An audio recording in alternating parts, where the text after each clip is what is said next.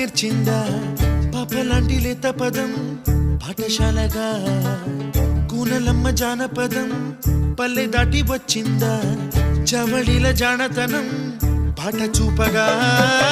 కుంచెలో